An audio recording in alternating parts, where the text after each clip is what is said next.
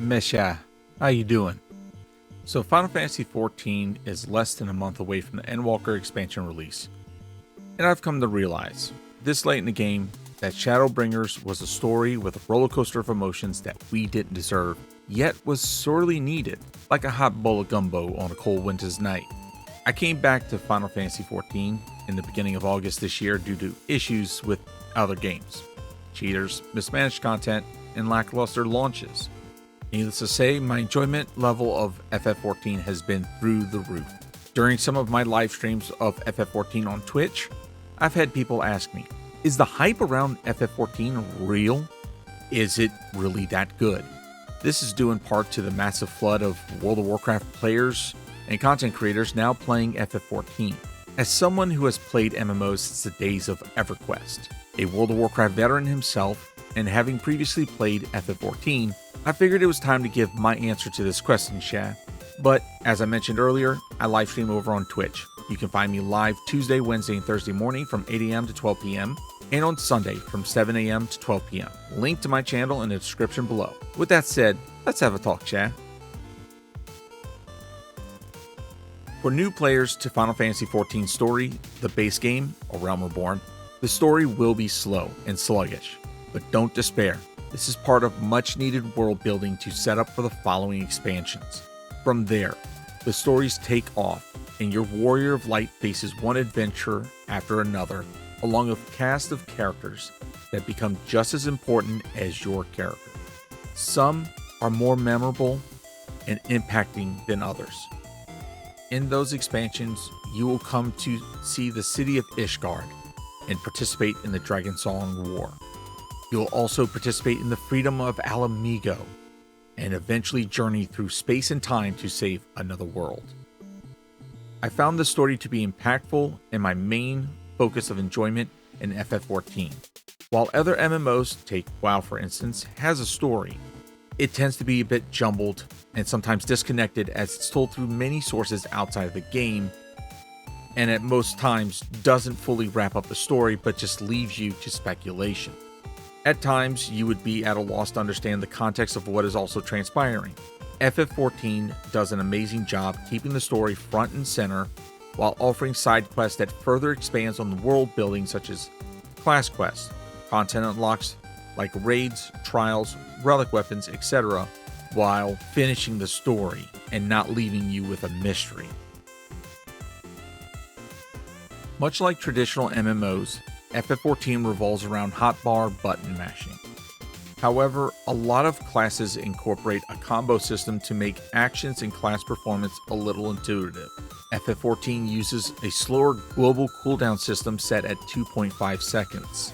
While slower than most MMOs, for example World of Warcraft, this was a dev choice to allow for spells, abilities to weave together intricately, and allowing for amazing animations and visuals to play out for class combat.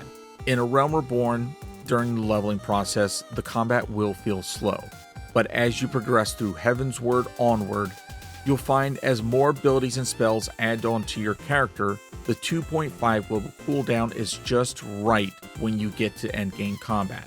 Combined with a class system that allows for one character to play every single class, this provides an amazing sense of freedom to what one can do. While it may not have as such complexities as skill trees and talent points, I find that this to be a breath of fresh air, as this allows me to focus on the true endgame, if you will.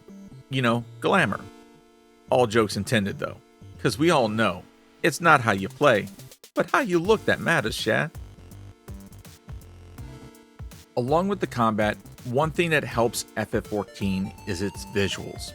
While it may not have the most advanced graphics and textures due to also running alongside on console systems with PC, it does make up for this with amazing locales, environments, and particle effects in combat. These complement the story and gameplay to allow for an immersive experience. As I play the game, there are times as I'm traveling, I will get certain feels due to some of these locales. Take for instance Ishgard. Its tall structures and wintry atmosphere lend to a unique aesthetic different from other locations, especially when combined with the game's soundtrack and audio.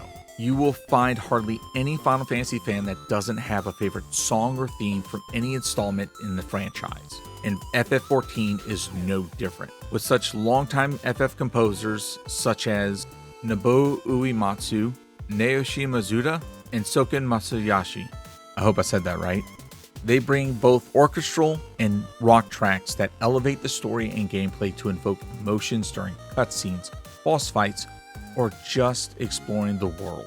The ambient sounds and combat sound effects also bring in another layer of immersion to the world of FF14.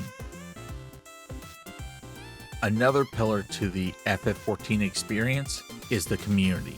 It is rare to find any toxic player in FF14. That's not to say that they don't exist, but as I said, rare. When I first started the game back in 2015, I was amazed at how players would help new players out by explaining boss fights, giving advice on tactics, even giving encouragement after failed boss attempts. And this is all common outside of the free companies. When I returned this past August, I came back to the same experience. So much so that it has actually encouraged me at times to stop what I was doing to assist new player or sprouts, as they're now called, to help their FF experience to be better and welcoming. For someone who has seen heavy levels of toxicity in other communities, not naming any names, the FF14 community has been a relief and a breath of fresh air. All these elements bring together an amazing experience and game that is worth exploring, whether you're new or returning player to FF14. I left the game previously due to peer pressure, my wife, and shiny other games that turned out to be duds. Needless to say, I think I'll be sticking with FF14 for the long haul, and can't wait to see what Endwalker brings. So what do you think? Do you agree? Do you disagree? Let me know in the comment section below. If you enjoyed this video, please consider giving it a like. This will help me with a little boost in the YouTube algorithm.